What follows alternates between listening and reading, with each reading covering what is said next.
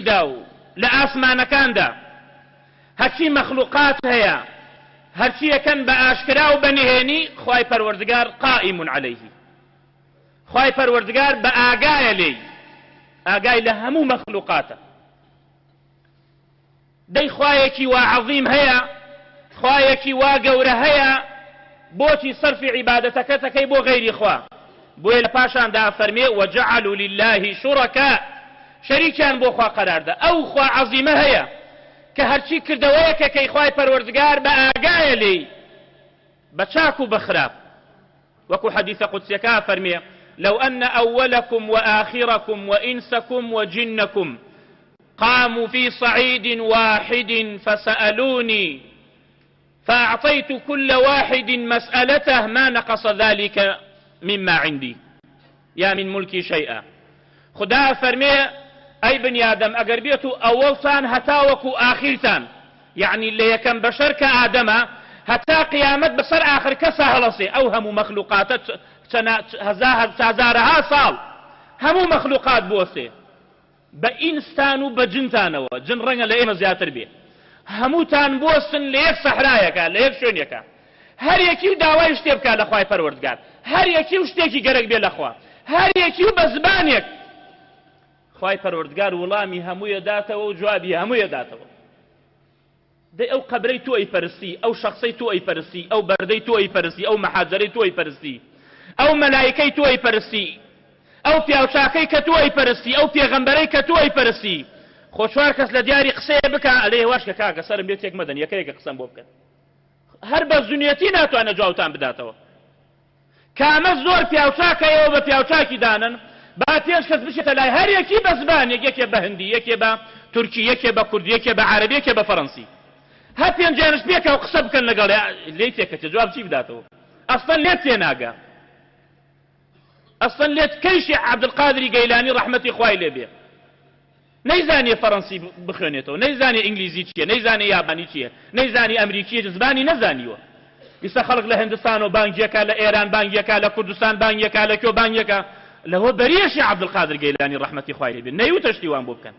هەر لە حەیاتە ئەگەر پێش کەس قسەی لەگەڵا بکە هەرێکی بە زبانێک وەڵێ کاکە وەڵی لێتان تێناکەم یەکەیەکە پرسیارم لێ بکەن ئەسڵەن زبانەکەی تۆ نازانم بە کوردی بێ پێم بڵێ یا بە عەرەبی لێی تێکەچێ ئەوە وەکو خوا وایە يا بو وازدو خوا عظيمة دينن بو وازدو خوا عظيمة دينن أرون هاواركنا دار وبرد وقبر وأمك وأوك وكو يكنية براكان إنسان تواوي عقلي لدس داكات صرف عبادتي خويك أبو غيري خوا ركوع أبابو قبر السجدة أبابو برد هنا أبابو شتيك شين أخوا برشتيك لشتيك فاريته ودواء شفاي ليك حيواني بو سربري أو النابي نا أو أخوا عظيميك وقائم على كل نفس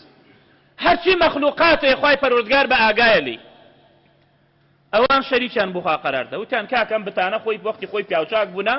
حاڵی هەندێک لە موسڵمانەکانی ئێمە ئەمانە پیاوچاکن ئەمانە دەم و نفوسیان پاکن ئێمە دەنگمان ناگەیەتە خوا خوا فەرمێ هەرچی لە کەونا هەیە لە باش و خراپ من نەزانم چییە کاوچی ناکات بەڵام ئەمە لێ دەنگمان ناگاتە خوا ئەچین ئەمە لە خوا نێزگمان نەکاتەوە ئەوە شەریک بۆ خوا قەراردانە ئەو واسطەیە شەریک بۆ خوا قەراردانە تۆ لە شەئنی حەق تەعالا کەمەکەی یعنی خوا گوێی لێت نییە خوا دەنگت نابیستێ خوا هاوارەکەت نابیستێ ئەممەن یوجیب المضطر ئیذا دعا ئەممەن کێیە لە کاتی سەغڵەتیە هاواری پێ بکەی جواب دەداتەوە کێیە ئەممەن یوجیب المضطر ئیذا دعا ويكشف السوء قل سموهم أي پیغمبر عليه الصلاة والسلام ده پیان بڵێ ناویان بنە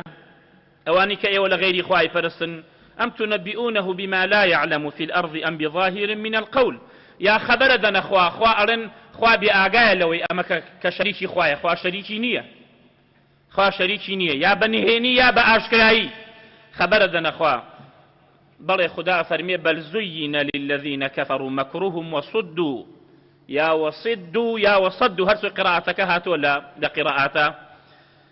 وصدوا عن السبيل ومن يضلل الله فما له من هاد كسك ختم بدري لسر دلي شاوي حق نبيني ودلي حق نبي سي او كورة باشاوشي او نقوي بيت كورة حق نبي سي كسي خواه هدايتي ندا استفادينية همو قرآني بسر بخيونا استفادينية هەرچی حەدیثێ بەسەر ئەبی خێرە چوە بۆ ختمی لێ دراوە تەواو ئەو دڵی متعلقە بە شتێکی ترەوە. خدا فەرمێ لەهم عەذاب في الحياة الدنيا هەر لە دنیادا عەذابیانەیە لە ناوەچن بەدەست مسلمانان ولعذاب الآخرة أشق وما لهم من الله من واق. عذاب قيامت خرسرة خو کەسێکش نییە لە قیامەت ڕزگاریان بکا و نەجاتیان بدا کەسێکش نییە. ئەمە حاڵی ئینسانی مشریکە لە دنیادا سەرشۆڕ و عەذاب ئەدرێ و لە ڕۆژی قیامەتە عەذابی تون و تیشتر چاوڕێ.